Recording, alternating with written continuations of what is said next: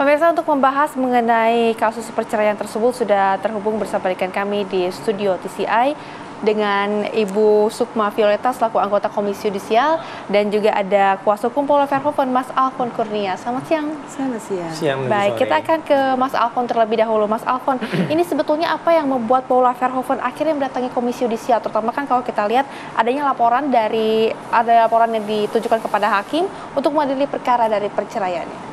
Ya, begini ya, sebenarnya ada dua hal gitu ya. Pertama, ini terkait dengan pokok perkara, tapi kita membahas soal itu. Gitu. Nah, ini terkait dengan perilaku sebenarnya. Nah, tujuan kita pergi Komisi Yudisial itu terkait dengan kami menduga, gitu kan, ada terjadinya pelanggaran kode etik, gitu kan, terkait dengan perilaku hakim itu. Nah, di mana itu? Nah, sebenarnya ada tiga gitu kan, baik itu di persidangan maupun di luar in between antara persidangan dengan menuju putusan dan kemudian pada saat setelah putusan sebenarnya.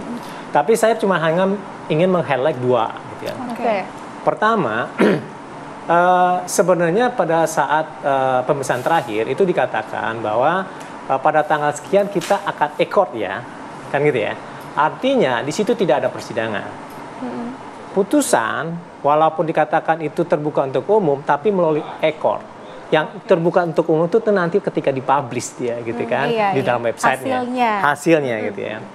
Nah, tetapi sekonyong-konyong ada yang datang, gitu kan, kuasa hukum dengan pemohon, gitu, dan kemudian itu ada sidang.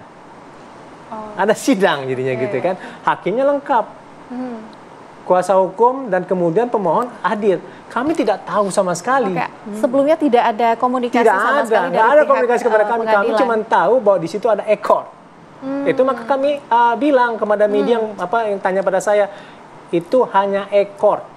Nanti menuju sore itu akan muncul. Putusannya akan kami kabari gitu ya. Tidak ada persidangan ya. Ya, persidangannya mulai ekor gitu kan. Artinya itu tapi bukan offline, bukan di persidangan. Kami tidak tahu sama sekali itu ada persidangan gitu. Tahu-tahu di media ada pemberitaan bahwa ada persidangan. Nah, jadi pertanyaannya kenapa itu persidangan dibuka?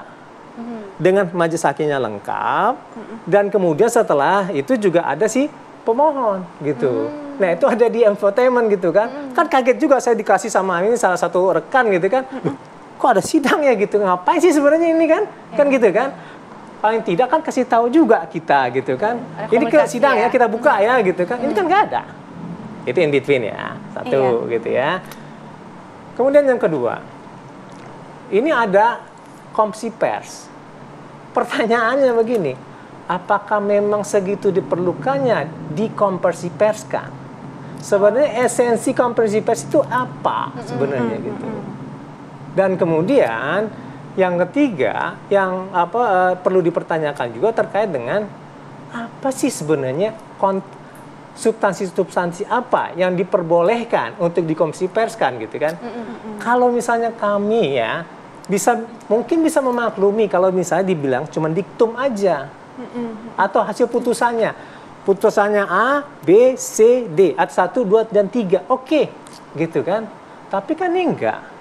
Dia sudah berbicara tentang pertimbangan hukum.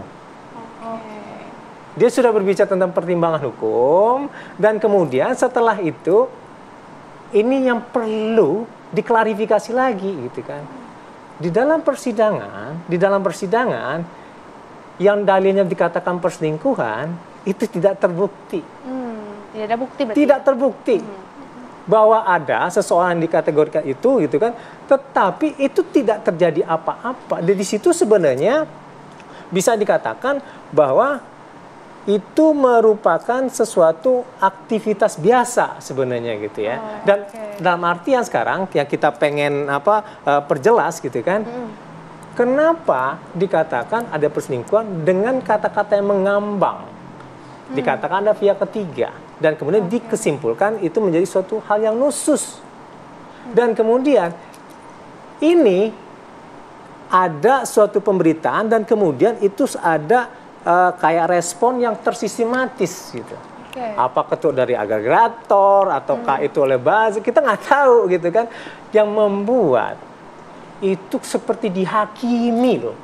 Oke, satu Paula pihak itu saja. seperti dihakimi. Iya. Oh benar selingkuh gitu, Iya. durhaka, nusus dan macam-macam. Oke. Nah, Seperti menjadi sekarang bola liar di masyarakat. jadi bola ya. liar. Betul. Itu difikirkan tidak sebenarnya. Nah itu makanya kita patut menduga. Kami patut menduga. Kami menduga gitu kan. Emang boleh begini? Ada Gitu hal yang kan? ganjal Dari dua begitu hal ya. ini ya. Dari dua kejadian ini ya. Satu dibuka tanpa kehadiran kami gitu kan. Betul. Kemudian yang kedua diomongin dengan pertimbangan dan disimpulkan. Konversi Dis- pers itu. Ya, konversi pers itu dan kemudian membuka pertimbangan dan kemudian setelah itu dia itu menyimpulkan yang sebenarnya belum tidak terbukti gitu. Terutama terkait dengan ada pihak ketiga dan kemudian selingkuh gitu. Oke. Nah, itu menjadi pertanyaan kami gitu kan. Emang boleh suatu pertimbangan hukum gitu kan itu dikasih tahu ke publik gitu kan. Dan kemudian itu yang membuat merasa atau memang jadi fakta lah pada saat ini gitu Iya. kan. Itu kan kayak diadili dia gitu kan di situ. Padahal yang begitu-begitu kan tidak boleh. Ini kan ada azas prinsip lah ya. Musyawarah kekeluargaan gitu kan. Nah, azas ini adalah metakaidah untuk menilai apakah dalam peradilan agama itu melingkupi adanya kekeluargaan gitu kan dan kemudian menjaga martabat orang gitu kan. Kalau begini kan nggak menjaga martabat orang namanya gitu kan. Malah mengumbar permasalahan orang. Satu yang paling penting di situ adalah kasihan anak-anaknya. Saya terutama ya waktu persidangan saya tetap jaga bapaknya baik, ibunya baik. Tujuan untuk apa? Jangan sampai anaknya ke depan mencari gitu karena kan, informasinya pemberitaan beredar informasi di seperti mana-mana. itu kan, itu mendapatkan pemberitaan yang seperti ini. Jangan sampai gitu kan. Maka saya katakan ini untuk kepentingan anak. Walaupun ada mengatakan bahwa ini untuk kepentingan anak itu berdasarkan konsepsi liberal. Tapi harus dipahami, nilai universal yang ada di dalam the best interest of the child itu adalah tentang fragility khususnya. Fragility maksudnya itu kerentanan bagi anak ya. Umur yang masih di bawah dari 12 tahun. Ini kan 1 5 tahun, 1 3 tahun. Ya. Rentan loh. Betul. Gitu.